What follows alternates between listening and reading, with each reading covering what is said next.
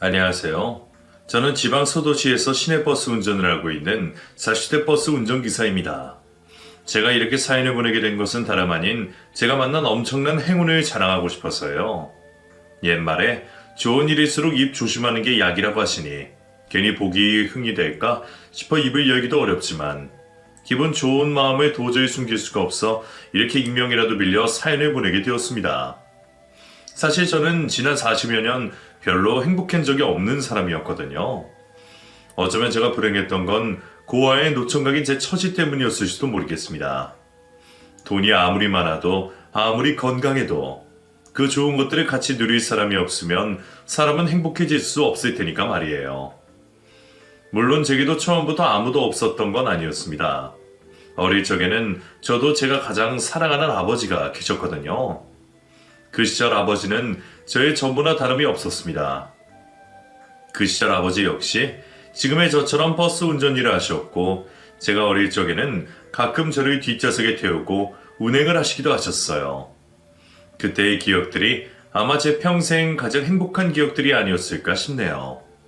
그런 덕분에 저도 아버지를 쫓아 버스 운전기사가 되었지만 사실 아버지가 저를 뒷좌석에 태우고 다니셨던 것은 괜한 재물 때문이 아니라 그럴 수밖에 없는 이유였습니다. 사실 아버지가 저를 뒷좌석에 태우고 다니셨던 것은 괜한 재미 때문이 아니라 그럴 수밖에 없는 이유에서였습니다. 사실 저는 어머니가 일찍 돌아가셨거든요. 아니, 저 때문에 어머니가 돌아가셨다는 말이 맞겠죠. 어머니는 저를 낳다가 돌아가셨습니다. 그 시절에는 아이 낳다 죽는 사람들이 많았다고 하지만 그게 하필 저희 어머니 얘기가 될 필요는 없었을 텐데 말이에요.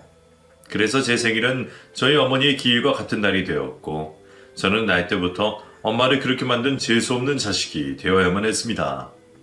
아버지는 그 일로 저를 한 번도 탓하신 적 없으셨고 어머니 대신 저를 혼자 잘 키우려 노력하셨지만 제 생애마다 완전히 웃어 보이실 수 없는 슬픈 아버지를 볼 때마다 저는 괜히 죄스러울 수밖에 없었습니다. 어쩌면 그래서인지 그런 기구한 팔자를 타고 난 저는 아버지마저 일찍 여의고 말았네요. 아버지는 제가 10살 생일을 맞고 얼마 지나지 않아 사고로 돌아가셨습니다. 막차 운행을 마치고 늦은 밤 집으로 돌아오시는 길에 웬 음주운전 차량에 뺑소니를 당하셨죠. 음주운전을 하고 사람을 친 가해자가 잘못된 것이겠지만 이런 저는 그 일을 제 탓으로 생각했습니다. 집에 혼자 있을 제가 걱정되어 버스 뒷좌석에 태어나시던 아버지는 늦은 시간 운행을 하실 때면 매번 저 때문에 퇴근길을 재촉하시던 분이셨습니다. 그래서 어쩌면 그날도 괜히 퇴근하는 발걸음을 서두르시다가 변을 당하신 건 아닐까 생각했었죠. 내가 아니었다면 퇴근 후에 동료분들과 근처 술집에서 술을 드셨을 수도 있고 기다리는 사람 없는 퇴근길에 서두를 필요도 없으셨을 텐데 말이에요. 어머니는 나를 낳다 돌아가시고 아버지는 나를 돌보다 돌아가셨다는 생각에 저는 어느 순간부터 제 자신을 저주하기 시작했습니다. 그래서 고아가 되어 보육원에 들어가는 일도 전혀 개의치 않았어요. 내가 무슨 꼴을 당해도 나는 그럴 만한 사람이라 생각하며 어떤 고생과 어려움 앞에서도 절대 눈물을 흘리지 않기로 다짐했죠. 그래서 저는 아버지가 돌아가신 이후로 한 번도 눈물을 흘리지 않았습니다. 부모님의 기일마다 가슴으로 피눈물을 흘리면서도 남들 앞에서는 절대로 약한 모습을 보이진 않았었죠. 그렇게 10살 나이에 일찍이 고아가 된 저는 그 뒤로 제 스스로를 책임지며 삶을 버텨낼 수밖에 없었습니다. 고아라며 무시당하고 보육원에 산다고 따돌림을 당해도 돌아가신 부모님을 생각하면 저는 불평을 할 수조차 없었어요. 부모님은 나 때문에 돌아가셨는데 그분들 덕에 살아있는 내가 함부로 불평을 할 수는 없는 일이었으니까요. 부모님을 생각하며 저는 비뚤어지지 않고 잘 살아야만 했고 덕분인지 성실하게 일하며 나름 자리를 잡아갈 수 있었죠. 일찍부터 아버지를 따라 버스기사의 꿈을 꾸며 마을 버스 운행을 하면서 버는 족족 돈을 착착 모으기 시작했습니다. 제가 돈을 모았던 이유는 딱 하나밖에 없었어요. 언젠가 나와 함께할 내 가족을 위해서였죠. 부모님을 일찍 여인 저는 늘 가정을 꾸리기를 꿈꿔왔었습니다. 나도 사랑하는 사람을 만나고 아이를 낳고 그렇게 가족의 울타리가 생긴다면 더 이상 고통받지 않고 행복해질 수 있을 거라 생각했거든요. 그렇게 정말 사랑하는 여자를 만나고 꿈만 같은 결혼까지 생각하게 되었지만 저의 바람은 결코 이루어지지 못했습니다. 당연한 말일지 몰라도 결혼할 여자 집에서 저를 많이 반대하셨거든요. 저도 고아 주제에 쉽게 허락을 받지 못할 거라는 걸 잘 알고 있었습니다. 반대를 무릅쓰고 어떻게든 버텨낼 자신도 있었죠. 그래서 그 집 대문 앞에 무릎 꿇고 몇 시간도 기다려보고 어른들에게 사정도 하며 삼고초를 해봤지만 저는 결국 한겨울에 그 집 대문 앞에서 물벼락을 맞으며 쫓겨날 수밖에 없었습니다. 부모 둘 다 죽고 재수없는 붙은 놈이 어디 남의 집 기아딸을 넘봐? 괜히 칠선 공개 생각하지 말고 돌아가서 니놈 주제 파악이나 제대로 해. 그건 결국 저를 가족으로 받아들일 수 없다는 말씀이시겠죠. 그래도 여자친구 마음만 확고하다면 저는 그런 물벼락을 몇 번이고 더 맞을 자신이 있었습니다. 분명 그 전까지는 여자친구도 제 편일 줄 알았거든요. 나는 시덕씨랑 꼭 결혼할 거야. 내가 시덕씨 얼마나 사랑하는지 시덕씨도 잘 알잖아. 우리 부모님도 지금은 저렇게 하시지만 결국 허락하실 수밖에 없을 거야. 그러니까 우리 같이 이겨내자. 그런 말을 하던 여자친구를 끝까지 믿었던 저는 어느 날 결국 이별을 통보받게 되었습니다. 부모님의 설득에 마음을 돌렸는지 얼마 뒤 저 몰래 선을 보고 왔더군요. 그 일이 제게는 너무 큰 충격이었습니다. 처음이자 마지막으로 희망을 품었던 일이 물거품이 되며 저는 다시는 누군가를 만나거나 새 출발을 할 수 있는 희망을 잃어버리게 되었죠. 그 후 저는 사람들에게 완전히 마음의 문을 닫은 채 또 중각이 되었어도 혼자 외롭게 지낼 수밖에 없었습니다. 그나마 버스 기사가 되어 매일 승객들에게 인사를 받는 것이 제가 누리는 유일한 행복이었죠. 그 후 저는 마을 버스를 지나 시내 버스 기사가 되었고 목표도 희망도 없이 매일 같은 노선을 다니며 하루하루 의미 없는 삶을 살아가고 있었습니다. 그러던 어느 날 저는 종점에 도착한 버스 안에서 한 아이를 만나게 되었습니다. 이미 막차 시간이 지나 차고지로 들어온 차량 안에 웬 아이가 숨어 있더군요. 아이는 그 사이 잠이 들었는지 뒤쪽 좌석에 누워 잠이 들어 있었는데 아직 학교도 안 들어갔을 것 같은 아이가 왜 혼자 여기 있는 건지 저는 그 아이를 보고 놀라서 당황할 수밖에 없었습니다. 탈 때에는 승객들이 워낙 많고 아이가 혼자 버스를 탔을 거라는 생각을 하지 못해서 저도 이런 일이 있을 줄은 예상을 못하고 있었네요. 아이 부모가 아이를 애타게 찾을 거라는 생각에 저는 마지못해 아이를 깨울 수밖에 없었습니다. 아가? 여기서 자고 있으면 어떡해? 여기가 어디예요? 여기는 종점이야. 버스가 집으로 들어온 거지? 이제 버스에서 내려야 하는데 너 어떻게 여기 타고 있니? 부모님은 어디 가셨어? 설마 너 혼자 버스 탄 거야? 저 혼자예요, 아저씨. 저 좀 버스 안에서 자게 해주세요. 말썽 안 피우고 조용히 있을게요. 에? 뭐? 그게 무슨 말이야? 네가 혼자 어떻게 버스에서 자? 너 부모님 어디 계시니? 부모님이 너 여기 있는 거 아셔? 저 아빠랑 헤어져서 아빠 찾으러 온 거예요. 이 버스 타고 아빠 병원 가는 건데 깜빡 잠들었나 봐요. 그래서 내일 이거 타고 다시 가려고요. 난데없이 아빠를 찾으러 버스를 탔다는 아이의 말에 저는 당연히 놀랄 수밖에 없었습니다. 애 부모가 어디서 뭘 하길래 이렇게 어린애가 혼자 아버지를 찾으러 다닌다는 건가 싶었죠. 그렇다고 아이를 버스에 둘 수는 없는 일이었습니다. 그래서 저는 아이를 경찰서에 데려다 주려고 했어요. 아가, 여기서 잘 수는 없어. 부모님 만나러 가야지. 너 집이 어디야? 이름은 뭐야? 하지만 그 아이는 자기 이름도 주소도 말하지 않고 입만 다물고 있을 뿐이었습니다. 어쩔 수 없이 경찰서에 데려다 주려고 하자 울고불고 난리를 피우는 바람에 그럴 수도 없었죠. 결국 저는 제품에 매달려 오는 아이를 데리고 집으로 갈 수밖에 없었습니다. 남의 아이를 데려가면 유괴가 아닌가 싶었지만 아이가 경찰서 얘기만 나와도 경기할 것처럼 난리를 피는 상황에 도저히 아이를 경찰서로 데려가 힘들게 할 수가 없었거든요.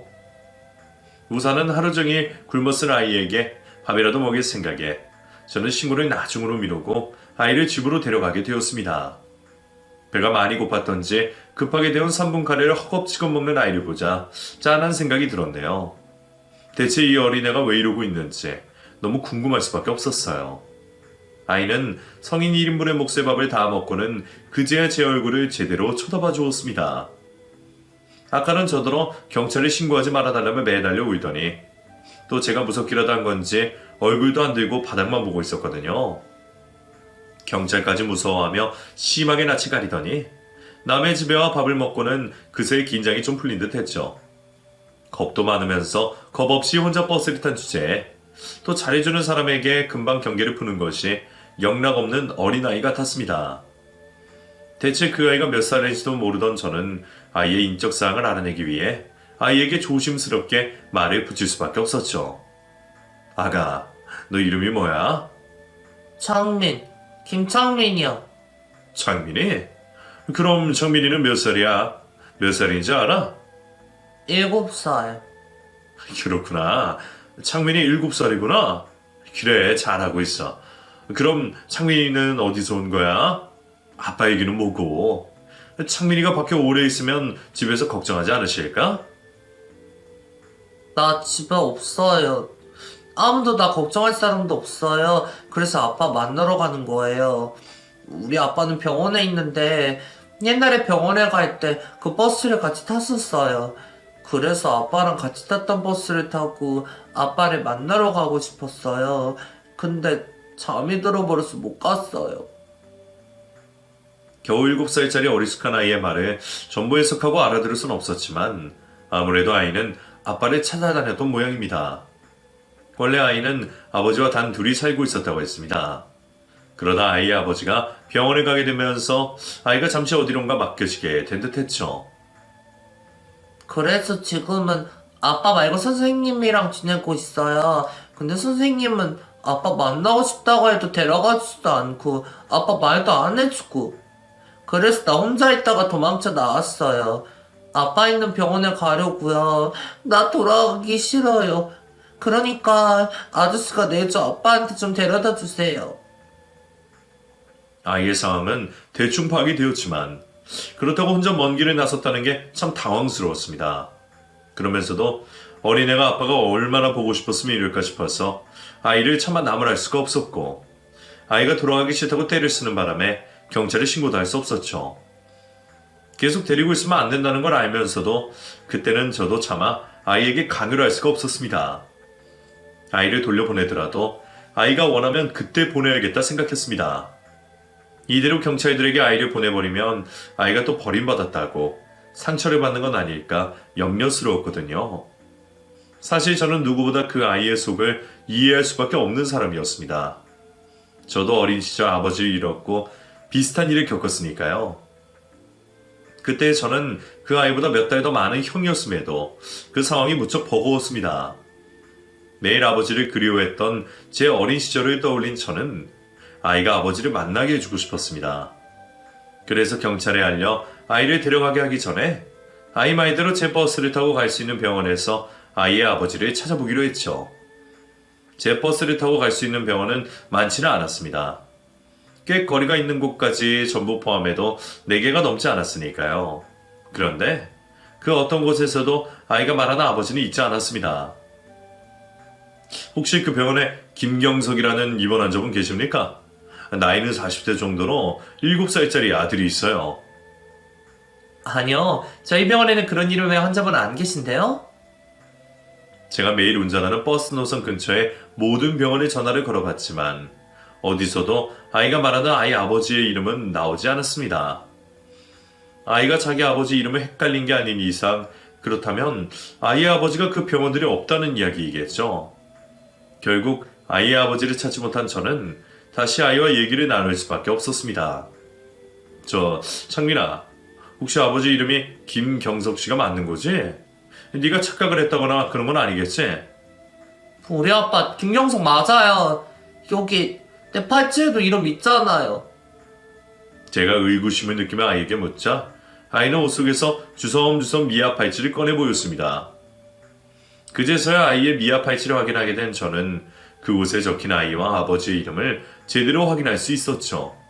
그곳에는 분명 아이가 제게 일러준 것과 같은 이름이 적혀 있었고, 마침 그곳에 보호자 전화번호가 적혀 있는 것을 알게 된 저는 아이 몰래 번호로 전화를 하게 되었습니다. 하지만 이상하게도 그 번호 역시 없는 번호로 나오더군요. 아이 몸에 미아 방지 팔찌까지 해둔 부모라면 아이에게 관심이 없을 것 같진 않은데 어디에도 그 부모의 흔적이 없는 것이 이상하기만 했습니다. 결국 아이가 지금 어디서 보호를 받고 있는지 알아야 상황 파악을 할 수 있겠다 싶었죠. 하지만 아이는 제가 혹여나 자기를 지내는 곳으로 그냥 돌려보낼까 싶은 건지 하루 종일 제 눈치를 보며 제 곁을 떠나지 못했습니다. 아저씨, 나 보내려고 그러는 거 아니죠? 경찰에 신고할 거 아니죠? 나 아빠 보기 전까지 안 갈 거예요. 제발, 나 신고하지 마세요. 네? 아이가 그렇게 간절히 말하는데 아이의 말을 쉽게 무시할 수 있는 사람은 몇 안 될 겁니다.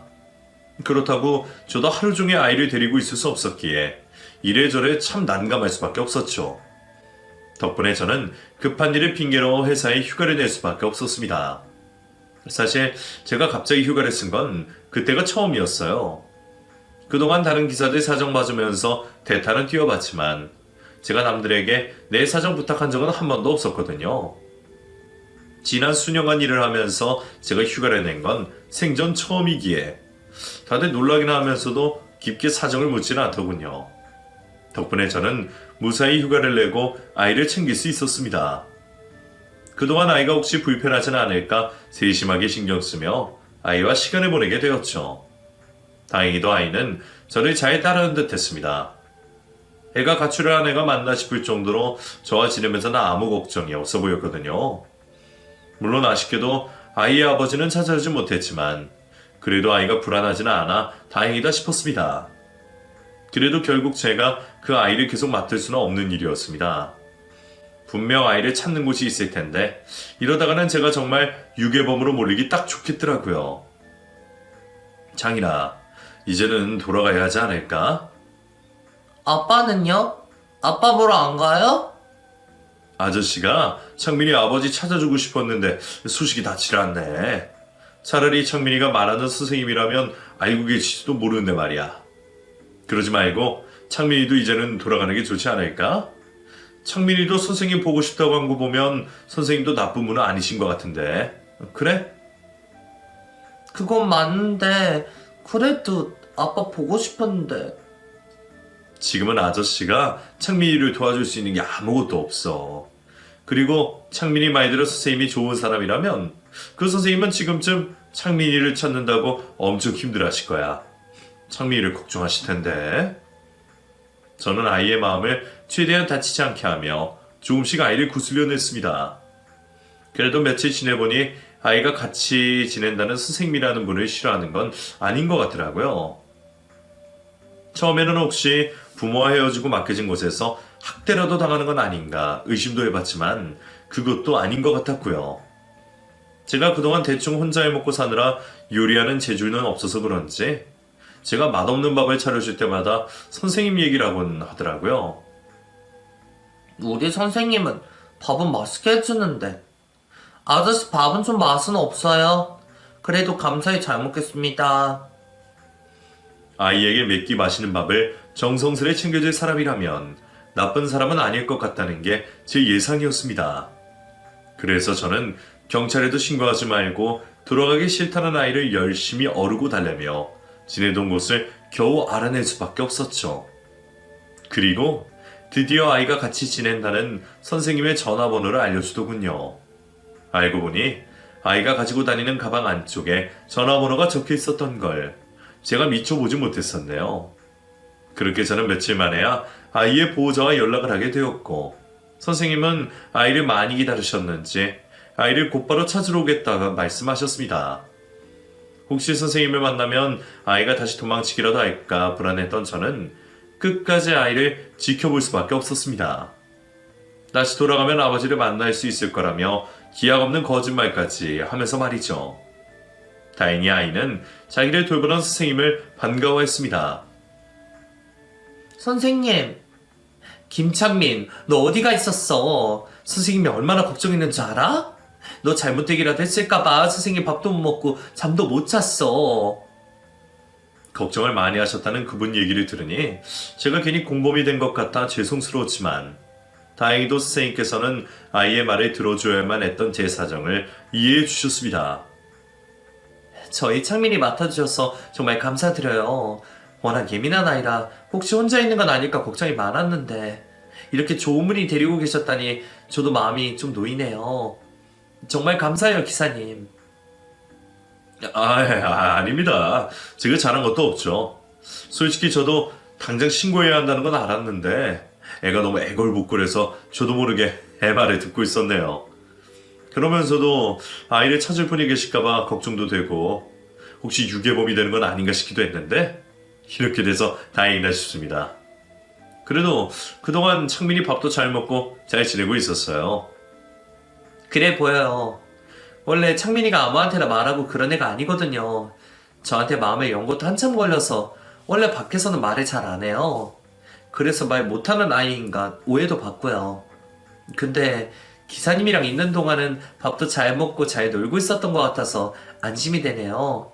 모두 기사님 덕분이에요. 예? 제가 뭐 한 게 있다고요. 근데 창민이가 계속 아버지를 만나러 가겠다고 고집을 부리던데 저도 알아보긴 했지만 아버지라는 분의 소식이 찾기 어렵더라고요. 병원에 계신 줄 알았더니 그런 분은 안 계신다고 하고 적혀있는 전화번호도 없어졌고요. 혹시 어떻게 된 건지 아시나요? 아이의 위탁 선생님을 만나게 된 저는 조심스럽게 아이 아버지의 얘기를 들었다가 충격적인 이야기를 듣게 되었습니다. 사실 창민이 아버지는 얼마 전에 돌아가셨어요. 병으로 병원에 지내시다가 결국 떠나셨죠. 아직 아이가 너무 어리고 아버지와 유대감이 깊어서 차마 아이에게는 말하지 못했어요. 지금도 이렇게 다른 어른들을 못 믿는 상황에서 아버지 없이 혼자 남겨졌다는 걸 알게 되면 아이가 그 사실을 받아들이기 힘들 거라 생각했거든요. 그렇다고 아버지 찾아가겠다고 가출까지 할 줄은 몰랐지만요. 아무튼 지금 창민이에게 보호자는 저뿐이에요. 아이가 아버지를 만나러 가겠다고 하기에 적어도 살아는 계실 줄 알았더니 알고 보니 창민이는 이미 고아가 되어 있었습니다. 아이가 사실을 받아들이기 어려울 거라는 생각에 아무도 아이에게 진실을 알려주지 않았던 모양이었죠. 그 말도 이해를 하지만 아이가 자기 아버지의 죽음도 모르고 아버지를 만나기를 원하고 있다는 건 또 다른 안타까운 일이었습니다. 지금도 매일같이 아버지를 찾고 있는 아이에게 사실을 끝까지 숨기고 계속 모르게 할 수는 없을 거라 생각했죠. 하지만 저로서도 이 일을 어떻게 설명해야 할지 막막하기는 마찬가지였습니다. 저도 진작 말해주려고 생각은 했었어요. 언제까지 없는 핑계를 대면서 거짓말만 할 수도 없는 거고 때가 되면 말해주고 싶었죠. 근데 창민이가 가출까지 감행한 시점에 더 어떻게 얘기를 할 수 있을지 모르겠더라고요. 솔직히 저도 창민이가 많이 안타까워요. 사실 원래 제가 창민이를 데려갈 것도 아니었거든요. 원래 다른 보육원에서 지냈었는데 창민이가 거기서 적응을 잘 못했어요. 그래서 어쩔 수 없이 혼자 지내는 제가 아이를 맡게 되었죠.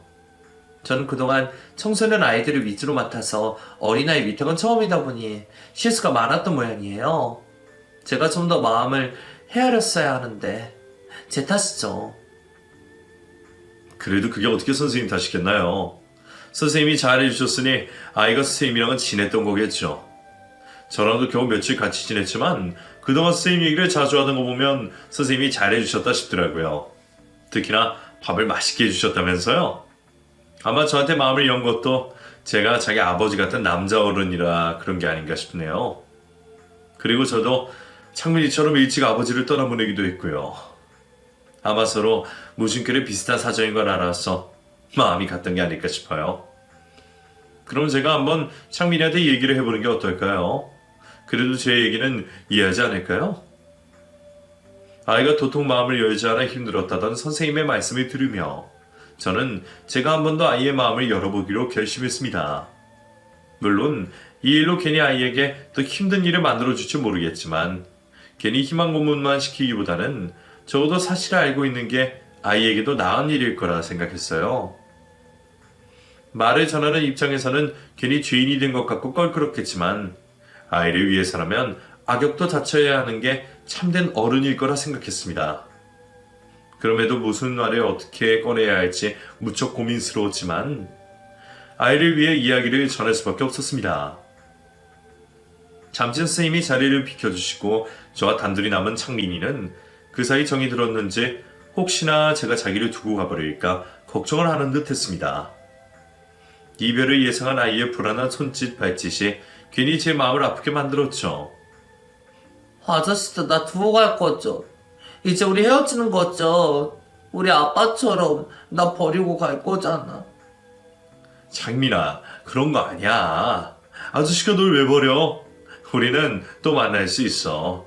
물론 같이 지내지는 못하지만 아저씨가 앞으로도 자주 보러 오면 되지? 우리 아빠도 그렇게 말했어요. 몇 밤만 자면 나 데리러 오겠다고, 분명 찾으러 온다고. 그래놓고 나 버리고 아직도 안 나타나잖아요. 아버지가 자신을 버렸다고 생각하는지 마음에도 없는 원망으로 아버지를 탓하고 있는 아이를 보며 저는 가슴이 아팠습니다. 아버지가 아파서 돌아가셨다는 걸 알게 되더라도 어쩔 수 없는 서운함과 원망은 있겠지만 그래도 적어도 자신이 버려진 건 아니라는 게 위안이 될 거라 생각했어요. 그래서 용기를 내 사실을 전했죠. 정민아, 아버지는 널 버린 게 아니야. 아버지는 창민이를 정말 많이 사랑하셨어. 병원에서 일어나셨으면 창민이를 보러 오셨을 거야.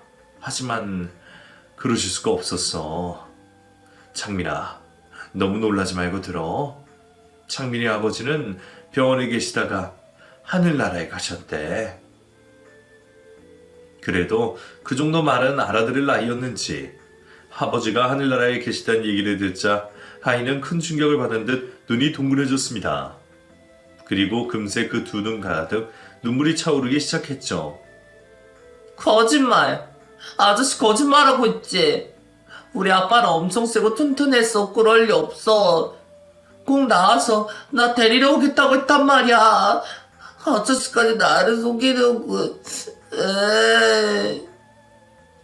그동안 곧잘 씩씩한 척하더니 금세 울어버리는 아이의 모습에 제 마음도 찢어지는 듯 아려왔습니다.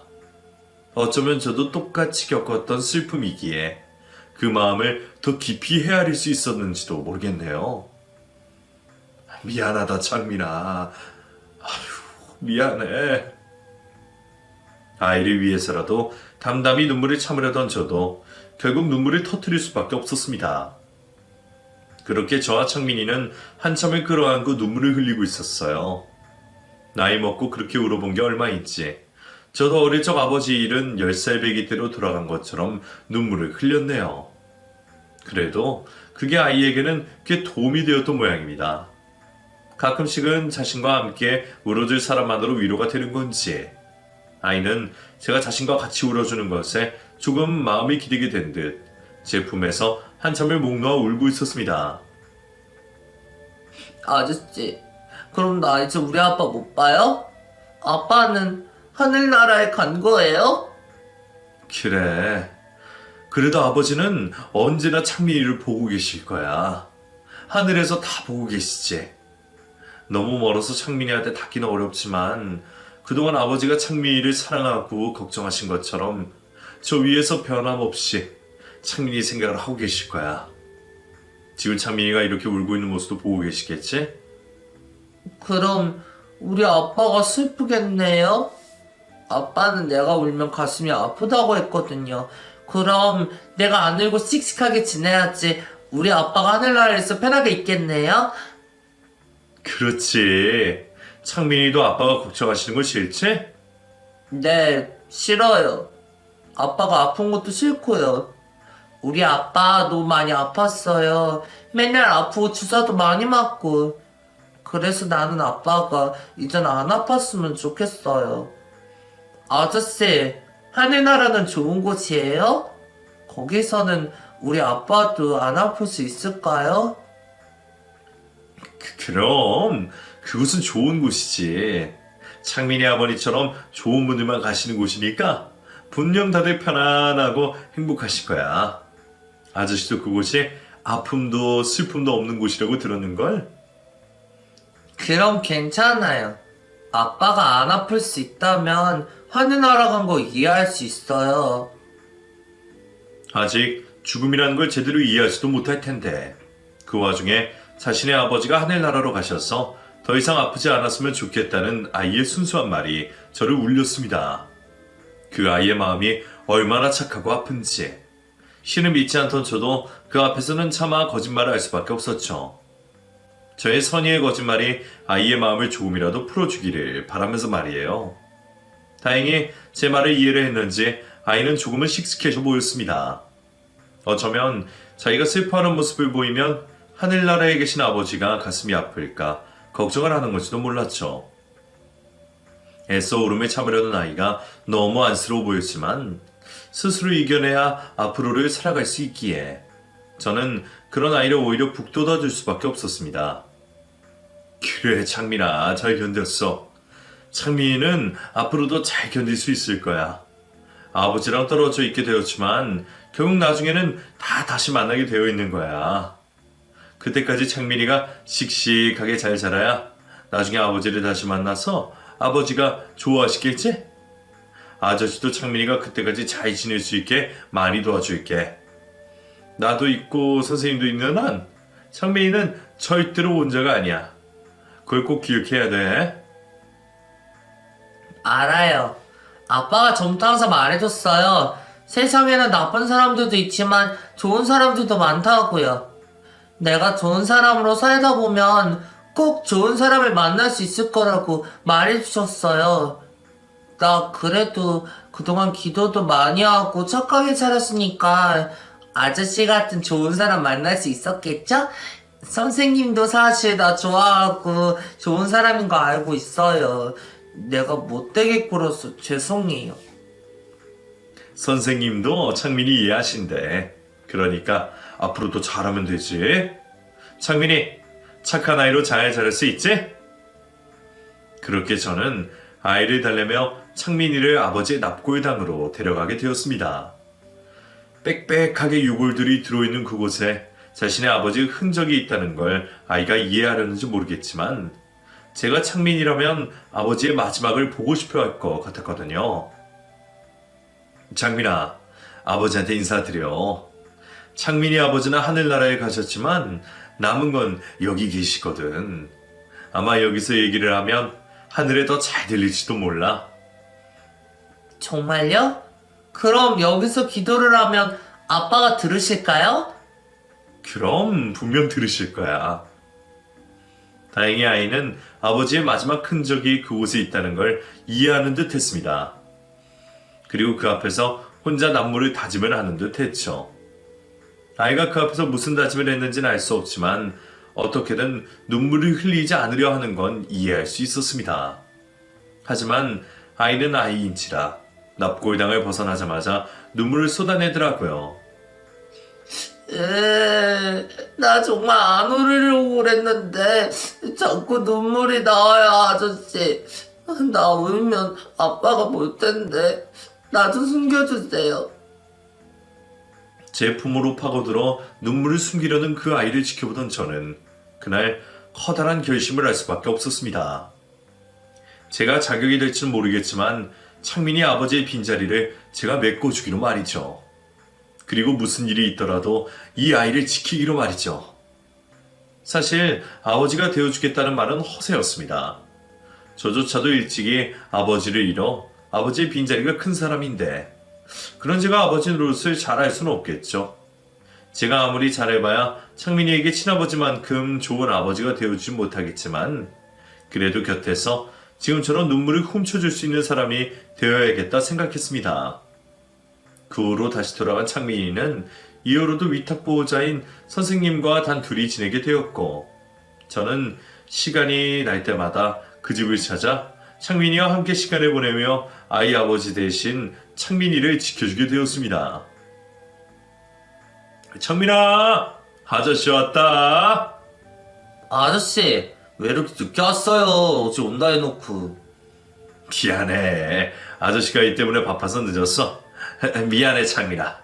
그래서 아저씨가 창민이 선물 가져왔다. 짠! 우와, 이거 진짜 내 거예요? 그럼 이거 창민이가 가지고 싶었던 거 맞지? 공룡 백과사전. 맞아요. 이거 내가 가지고 싶었던 거 어떻게 하셨어요? 아저씨는 다 알지? 창민이가 뭘 좋아하는지 싫어하는지. 창민이 싫어하는 비망 잘 먹고 있어? 요즘도 편식하니? 요즘은 그래도 좀 먹어요. 선생님한테 물어본다. 선생님 어디 계시지?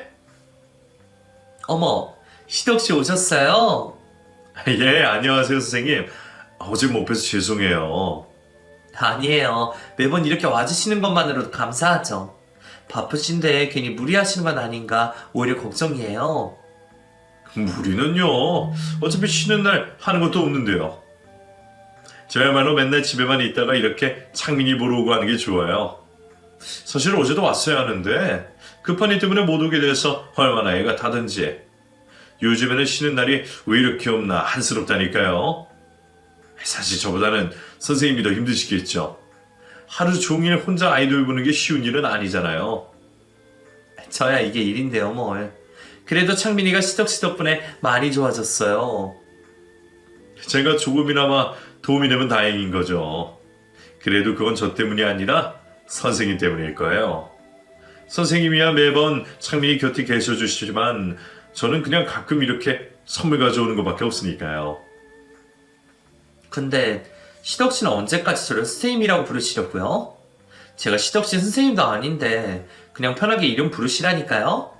그럼 저도 시덕씨한테 다시 기사님이라 부를까요? 저도 이름을 부르고 싶긴 한데 괜히 어색해서.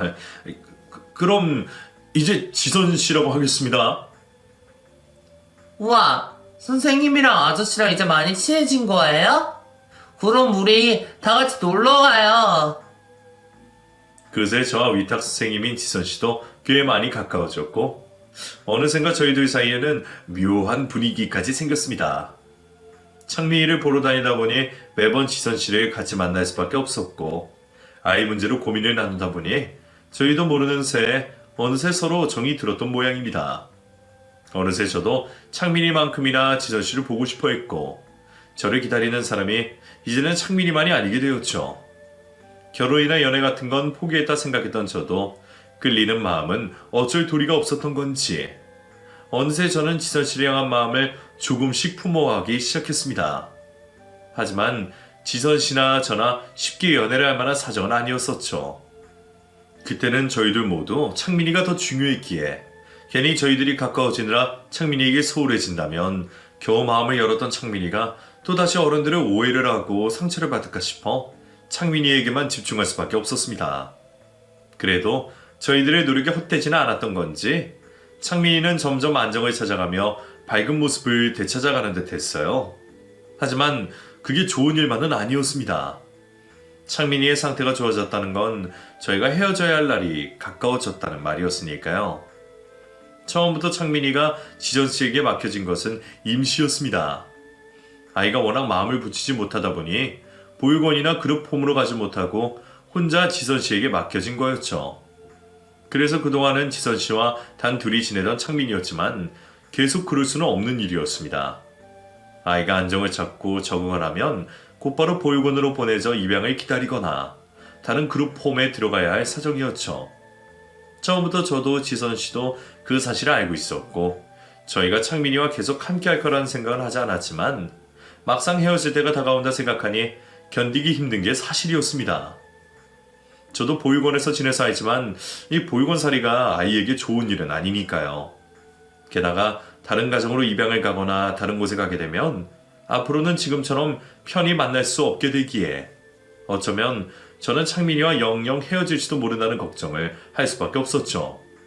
그렇다고 제가 어떻게 할 수 있는 일도 없었지만 아이를 보낼 자신이 없던 저는 되도 않는 고민을 할 수밖에 없었습니다. 그런데 그런 걱정이 저만의 걱정이 아니었던지 지선 씨 역시 제게 고민을 털어놓더군요. 저 시덕씨, 이제 곧 창민이 떠나야 하는 거 아시죠? 예. 다음 달에 간다고 했죠? 그럼 보육원으로 가게 되는 건가요? 예, 지금으로는 그렇게 될 것 같아요. 원래 창민이가 그쪽에서 왔었거든요. 시설에서는 아무래도 한번 경험이 있던 곳이라 아이가 적응하기에도 낫지 않겠냐고 하시네요. 저도 이왕이면 그게 나을 것 같았고요. 근데 뭐 어딜 가든 제 마음이 편할까요? 솔직히 저 요즘 잠이 안 와요. 창민이 보낼 생각을 하니 마음이 너무 안 좋네요. 위탁이 처음인 것도 아닌데 이렇게 정이 들었던 적이 없어서 그런지 너무 힘드네요. 사실 저도 그래요. 저도 지선 씨처럼 창민이 보내기가 힘드네요. 근데 그렇다고 무슨 방법이 있겠어요? 제가 창민이 데리고 살 수도 없고. 사실 저 같은 게 뭐라고 창민이한테 부모가 되어줄 수는 없죠. 창민이가 좋은 양부모 만나서 입양을 가면 그게 제일 좋은 건데 솔직히 그것도 걱정이에요. 보육원 가면 정말 좋은 부모 만날 수 있는 거예요? 혹시나 입양 가서 잘못되기라도 하면 어떻게 할지. 그분들이 창민이를 자기 자식처럼 아껴주시면 좋을 텐데요. 제가 주제넘게 생각이 너무 많죠? 그럼 시덕 씨가 창민이 부모가 되어 주시는 건 어때요? 예? 그게 무슨 말씀이세요? 아이, 말도 안 되죠. 제가 뭐라고. 왜요? 시덕 씨 충분히 자격 있잖아요. 시덕 씨 창민이한테 정말 좋은 아버지 노릇하고 계시잖아요. 지금처럼만 하시면 좋은 아버지 되실 텐데. 그리고 제가 곁에서 도와드릴 수도 있고요. 예? 지선 씨, 지금 그게 무슨 말씀이신지. 저도 시덕 씨랑 같은 마음이에요. 창민이에게 좋은 부모 되어주고 싶은 마음.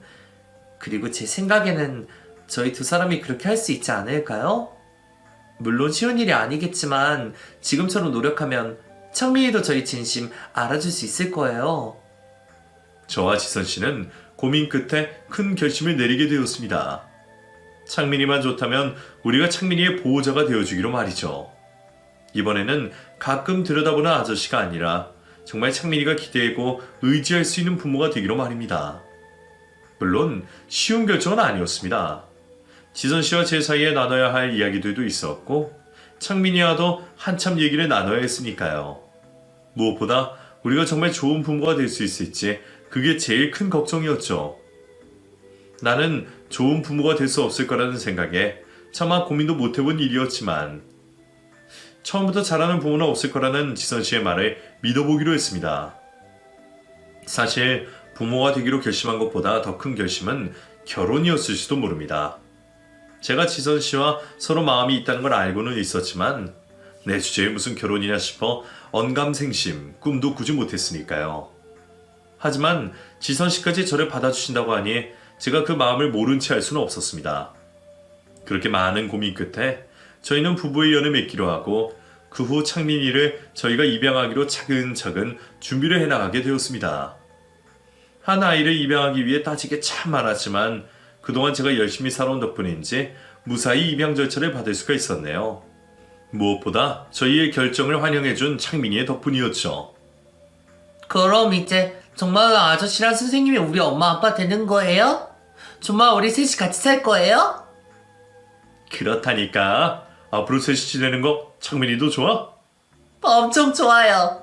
나 사실 아저씨랑 선생님이랑 떨어지기 싫었거든요. 근데 씩씩하게 살기로 약속해서 말을 못했어요. 그래서 지금은 너무너무 행복해요. 앞으로 저 말 잘 듣고 착한 아들 될게요. 고맙습니다, 엄마 아빠.